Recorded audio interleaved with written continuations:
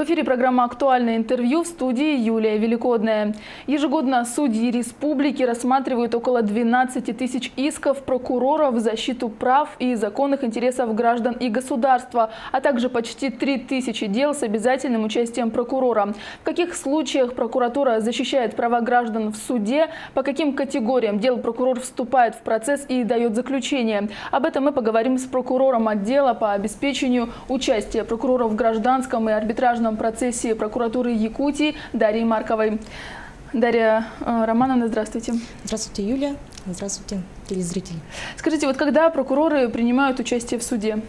Согласно нормам действующего законодательства, прокурор принимает участие в суде в двух случаях. Во-первых, это когда он обращается в суд с исковым заявлением в интересах гражданина, неопределенного круга лиц, в интересах Российской Федерации, интересов субъекта Российской Федерации и муниципальных образований. И во-вторых, когда он принимает участие по делам обязательной категории. А вот какой-то пример можно привести в этом плане?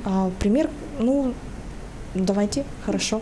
Вот даже для прокуратуры обращение в суд с исковым заявлением это является достаточно крайней мерой, когда восстановление и защита нарушенных прав гражданина невозможно в ином порядке. К примеру, проведенной прокуратурой города Якутской проверкой было установлено, что гражданину К по договору социального найма было предоставлено жилое помещение. Указанное жилое помещение было признано аварийным и подлежащим сносу. Указанный дом включен в программу переселения граждан. В последующем, как мы уже установили, было установлено, что жилой дом представляет угрозу для жизни и здоровья гражданина, непосредственную угрозу. Получается, орган местного самоуправления отказался предоставлять гражданину в внеочередном порядке жилое помещение, что в данном случае явилось основанием для нас обращения в суд с исковым заявлением о возложении обязанностей на орган местного самоуправления предоставить во внеочередном порядке жилое помещение. Данное наше исковое заявление было удовлетворено и в последующем при апелляционном пересмотре было оставлено без изменений.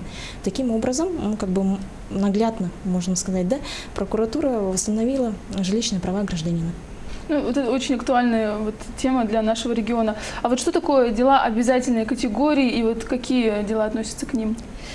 Вообще из самого слова обязательная категория, это означает, что прокурор по указанным делам обязан принять участие. К таким делам относятся прежде всего дела о восстановлении на работе, о лишении родительских прав, ограничении родительских прав, восстановлении родительских прав, о признании гражданина недееспособным и наоборот, о выселении, признании утратившим право пользования, о продлении, дополнении административного надзора, также о компенсации морального вреда в связи с причинением вреда здоровью, и о защите нарушенных избирательных прав, о признании нормативно-правового акта недействующим и не подлежащим применению. А вот почему прокурор вступает в процесс для дачи заключения только по этим делам? Как вы, может, уже и поняли, это дела, которые особо социально значимы, и по ним наиболее высока вероятность нарушения прав гражданина. Поэтому прокуратура в данном случае, как орган, который стоит на страже закона, и вступает в процесс для дачи заключения. В заключение прокурор, участвующий в деле, дает на основании анализа всех обстоятельств дела и также анализа действующих норм законодательства. В данном случае прокуратура, вступая в процесс, он тем самым помогает суду при разрешении гражданских дел. Практически всегда все решения суда вынесены в соответствии с заключением прокурора. И часто эти дела в пользу гражданина заканчиваются? Это, конечно, каждый случай индивидуален в данном случае, но практически в пользу гражданина, потому что и обращаются граждане в данном случае. А по каким делам обязательной категории? Вы их перечислили, граждане чаще всего обращаются из этих всех категорий у нас в республике? В настоящее время наиболее высокое количество дел – это дела, связанные с семейным, жилищным и трудовым законодательством.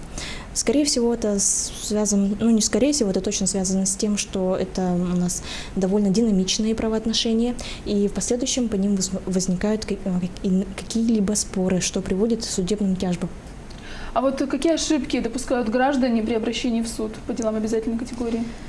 Зачастую, предъявляя исковые заявления, граждане у нас забывают одно обстоятельство, что согласно статье 56 Гражданского процессуального кодекса каждая сторона должна доказывать те обстоятельства, на которые ссылается.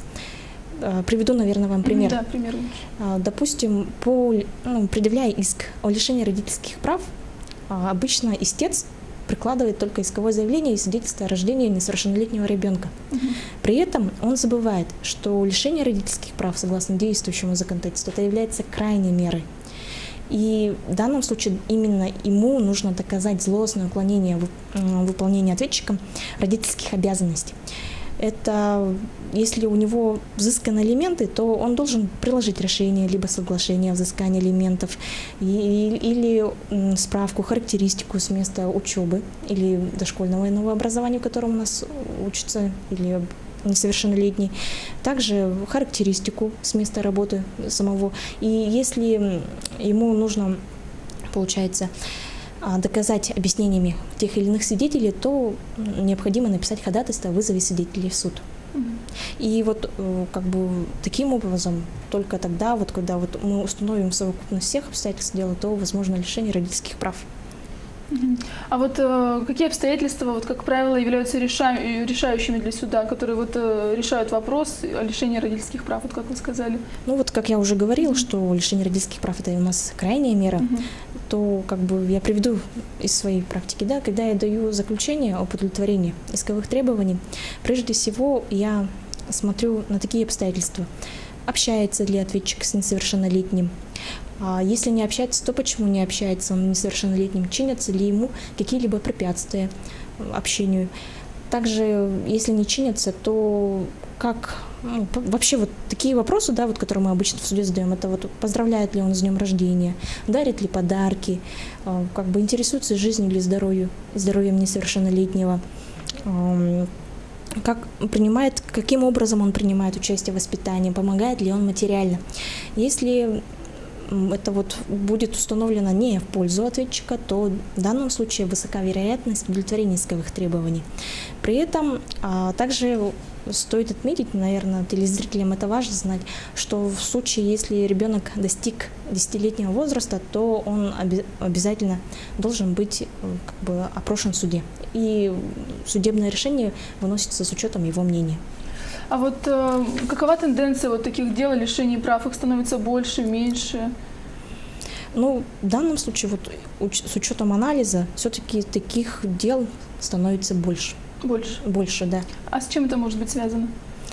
Ну, как я уже говорила, это динамичность, и люди как бы вступают в брак, потом разводятся, потом все равно остаются вопросы, как воспитывать детей, а с другой стороны, получается, у нас ответчики злостные, ну, как-то так. А вот еще есть дела о восстановлении на работе. Вот тут какие решающие факторы? Ну, в данном случае это как бы наиболее... Ничего, наверное, нового не скажу. Нужно руководствоваться Трудовым кодексом, который регулирует указанные правоотношения. И по делам о восстановлении на работе это в основном обращаются работники, которые уволены по инициативе работодателя. Поэтому в первую очередь мы при разрешении таких дел смотрим, соблюдена ли процедура увольнения. Допустим, был ли человек уведомлен о предстоящем уведомлении, были ли отобраны у него объяснения, составлены ли соответствующие акты в случае, допустим, если увольнение произошло в связи с однократным грубым нарушением трудовых обязанностей, допустим, прогул, да, составлены ли все акты. А если увольнение, допустим, происходит по сокращению, то смотрим, был ли уведомлен за 2 месяца о предстоящем сокращении, предлагалась ли ему другая вакантная должность, было ли у него преимущественное право перед другими работниками на заключение трудового договора. Кроме того, вот сразу вот забегая вперед, мне бы хотелось сказать, что в основном, обращаясь в суд с указанным иском, граждане допускают ошибку. И эта ошибка заключается в том, что срок исковой давности по делам о восстановлении на работе составляет 1 месяц со дня получения приказа об увольнении или получения трудовой книжки. Зачастую, важно, да, зачастую, по незнанию закона, как бы граждане допускают указанное нарушение, можно сказать. А вот бывали ли случаи, когда заключение прокурора не совпало с решением суда? Вот что тогда в таком случае делает прокурор? Конечно, иногда бывают такие случаи, ну, это единичные случаи. Но тогда прокурор, участвующий, принимавший участие в деле, его задачей является, получается, очень проанализировать решение суда, посмотреть, имеются ли какие-либо нарушения норм материального и процессуального права. И в случае, если такие нарушения будут выявлены, то его следующее действие – это внесение апелляционного представления на указанное решение. А вот сроки какие в этом? Сроки с момента изготовления решения в окончательной форме в течение месяца. Также сразу хотелось бы, забегая вперед, разъяснить гражданам, что к нам почему-то граждане часто обращаются с заявлением, чтобы мы восстановили их нарушенные права путем внесения апелляционного представления, то есть апелляционного обжалования того или иного судебного акта. Но зачастую они забывают, что срок обжалования по указанным делам составляет 1 месяц, как я уже сказала, с момента изготовления решение суда в окончательной форме. Если вот конкретно пример, решение суда было изготовлено 3 апреля, то срок истекает также 3 мая. Если срок окончательный выпадает на субботу-воскресенье, то автоматически или на какой-либо праздник, то срок переносится на следующий рабочий день.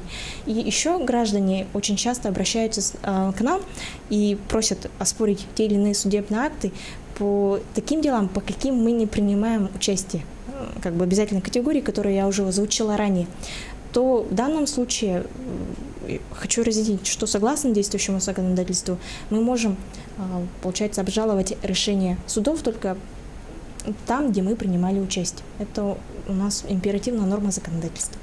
И вот очень коротко, а в последующих инстанциях прокурор участвует? Да, конечно, мы в последующих обязательно принимаем участие. Дарья Романовна, спасибо большое за беседу, что пришли к нам в студию. Я напомню, вы смотрели программу «Актуальное интервью». Мы говорили о защите прокурором прав граждан в судебном процессе. У нас в гостях была прокурор отдела по обеспечению участия прокуроров в гражданском и арбитражном процессе прокуратуры республики Дарья Маркова. Оставайтесь с нами.